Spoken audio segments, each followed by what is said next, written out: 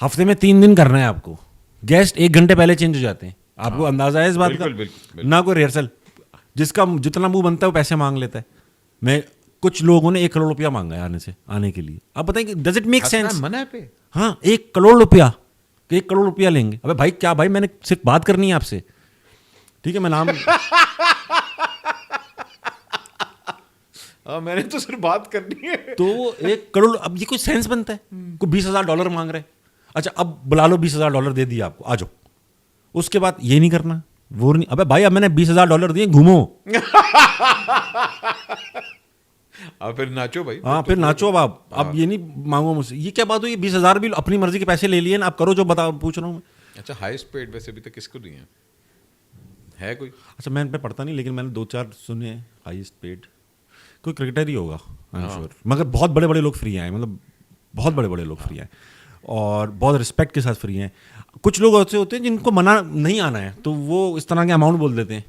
कुछ लोग होते हैं जिनके मतलब जिनको दिल चाहता है फ़ोन करके बोलूँ, भाई बात सुनो, आज तक देखे हैं ये, पता ही कितने होते हैं। तो वो मैं ये इस तरह का, अब तो खैर अल्लाह का शुक्र है, लोग खुद फ़ोन करके कहते हैं कि यार हमें आना है, बहुत अच्छा लगता है मुझे। लेकिन कुछ लोग हैं जो ज़ाहिर बात डरते हैं, उनको लगता है कि मैं इज्जतें तार तार कर दूंगा। ऐसा नहीं करता हूँ, बातें फैलाई नहीं है। नहीं, मैंने आपको कभी नहीं, स्पेशली हसन मना पे मैंने देखा कि जिस तरह का गेस्ट आपको ट्रीट करता है ना, आप उसी तरह का रिस्पॉन्स देते हैं बस। और but I have never seen you cross the line. नहीं, ऐसा आज तक कोई नाराज़ नहीं हुआ। बट साहब जितने लोगों के इंटरव्यू किए हैं, सब गले मिल के जाते हैं, थैंक यू करके जाते हैं, बाद में मैसेज करते हैं। कोई आज तक इस शाह से ज़्यादा शाह के वफादार, सही है। वो एक बार जावेद शेख साहब से एक इंटरव्यू किया TVH में, उनसे वो जॉनी सिंह वाला वाकया हो गया था, आपको याद होगा, है ना? जी जी। जावेद सर जो है ना, वो काफ़ी फ़नी आदमी है, हाँ, ले बड़ी अच्छी टाइम। हमारे से ज़्यादा जवान है वो भाई। जी जी। ठीक है, अब पीछे बात हो रही थी, चल नहीं शरारतें हमारी यार। अब उनको शायद जॉनी सिंह का नाम नहीं पता था, क्योंकि वो हमारे ज़माने का है। उनको अपने उनको सिल्वेस्टर स्टेलोन का नाम पता था। या रॉन जेरेमी। आपको पता है सिल्वेस्टर स्टेलोन वाज आल्सो, जी जी। हाँ, उन्होंने स्टार्ट उन्होंने। जी जी। तो अच्छा, अब उन्होंने कोई माइंड नहीं किया, उनको बाद में बता भी दिया कि सर ये था, चले गए। वो इंजॉय, जिंदा दिल आदमी है वो। लेकिन शाह से ज़्यादा शाह के वफादार। हाँ। ये क्या घटिया बात कर दी जावेद सर जैसे लेजेंड से। अबे भाई हमारे यहाँ लेजेंड का मतलब पता नहीं क्या होता है, कि इनको चूमना है, ऊपर रखना है। अबे भाई लेजेंड का मतलब ये थोड़ी होता है यार। और यार शेख साहब माशाल्लाह बड़े जवानी में ही वाज अ रंगीन इंसान भाई सेंसर बोर्ड को कितने सालों बिजी रखा है उन्होंने, ऐसा वैसा। ठीक। अब आपने वो क्या किया? अच्छा वो नाराज नहीं है, उनके बच्चे नाराज नहीं है, आप नाराज हो, तो मुझे इससे क्या फर्क पड़ेगा? तो ये प्रॉब्लम्स बहुत है हमारे यहाँ। जिससे बात हो रही है वो कुछ नहीं कर रहा, आसपास वाले लोग, अबे यार ये नहीं पूछना चाहिए था। ताबिश फेम को किस तरह हैंडल कर रहे हैं? सोशल सर्कल लिमिटेड है बहुत, तो मुझे बाहर निकलने का इतना शौक नहीं है, तो फेम हैंडल करने का चांस ही इतना नहीं मिलता।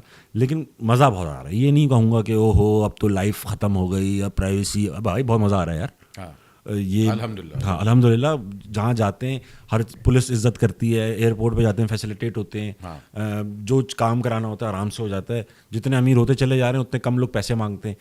तो हाँ, तो इसमें कोई है, हमारे यहाँ तो कोई भी अच्छाई बताना, एक जब तक डिप्रेशन वाली बात ना कर लेना बंदा, जैसे यार फेम, यार बस अब लाइफ में प्राइवेसी ख़त्म हो चुकी है, अब कहीं निकल, अब मैं ठेले पे, अबे भाई ठेले मुझे खाना ही नहीं है, खाना मुझे खाना ही VIP जगह है बहन की।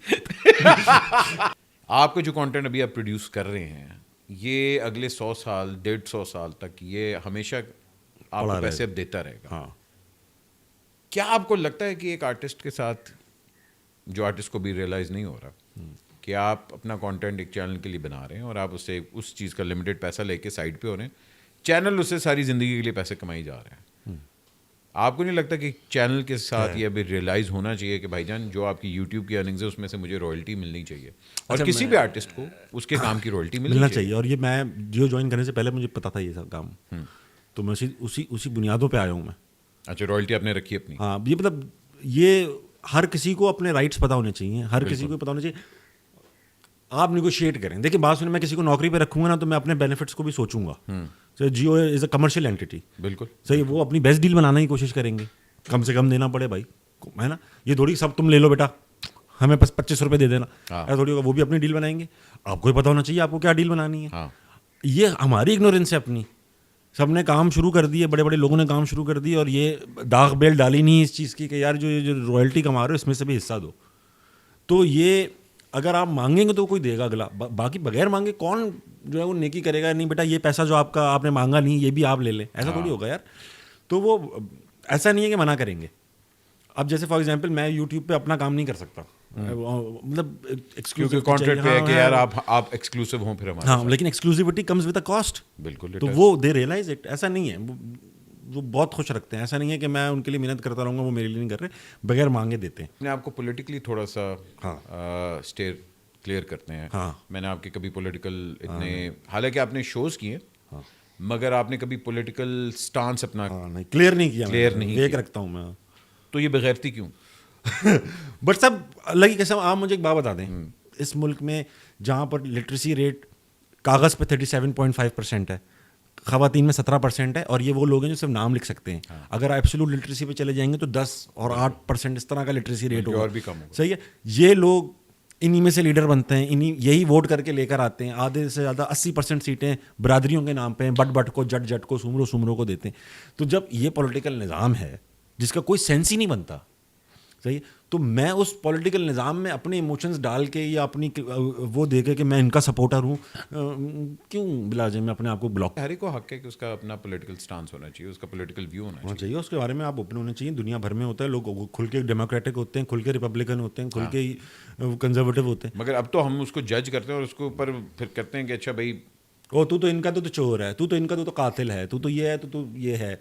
इस पॉलिटिकल सिस्टम में किसी को भी सपोर्ट करना एक इमेच्योरिटी और बेवकूफ़ी है। या आप क्लियर कर देंगे, मैं हमारा पॉलिटिकल सिस्टम ही वो नहीं है भाई। रिपब्लिकन हो या डेमोक्रेटिक्स हो, उनकी एक हिस्ट्री चली आ रही है, वहाँ शख्सियत पसंदी है नहीं। पहले बुश लीडर था तो अब ओबामा है, तो पहले ट्रम्प था, अब जब ट्रम्प चला जाएगा या इनके टर्म्स पूरे हो जाते हैं तो इनको कोई याद भी नहीं करता, इनकी कोई वैल्यू नहीं रहती। अच्छा, मैं पॉलिटिक्स को ना इस आर्ग्यूमेंट पे क्लोज करना चाहता हूँ कि पर्सनली मैं जिस भी फील्ड में होऊंगा, मुझे ये शौक है कि मैं अल्टीमेट पोजीशन रीच करूं। यानी फॉर एग्जांपल जब मैं कंपनीज में काम करता था कॉर्पोरेट वर्ल्ड में, तो मेरी ख्वाहिश थी मैं CEO बनूं, या मैं जो भी सबसे टॉप पोजीशन है वो रीच करूं। ये हर किसी को करना चाहिए, जाहिर बात है, प्रोग्रेसिव सोच रखनी चाहिए। आप पॉलिटिकल पार्टीज उठा लें, इतने बड़े बड़े पढ़े लिखे लोग हैं जिन्होंने यहाँ से पढ़ा हुआ है, वहाँ से पढ़ा हुआ है, वहाँ से पढ़ा हुआ है, और उनके लीडरान ने उनसे कई कम दर्जे का एक्सपोजर और लेकिन उस बंदे में, उस पढ़े लिखे बंदे में ये सोच ही नहीं है कि मुझे अपनी पार्टी का लीडर बनना है। हो ही नहीं सकती। जिस मुल्क में इतनी हारी हुई सोच के पॉलिटिशियंस हों, तो उन पॉलिटिशियन को सपोर्ट करके, किसी को भी सपोर्ट करके क्या फ़ायदा होगा भाई? इस बात को क्लोज भी करते हैं बिकॉज ऑब्वियसली बात है, हमारा टाइम भी ख़त्म हो गया और ऊपर से आप फ्री शो मेरे लिए कर रहे हैं, तो इतने तो अब अच्छे हैं नहीं कि आप दो घंटे बैठे। चाय पी मैंने, आपने कहाँ फ्री होने दिया इसको?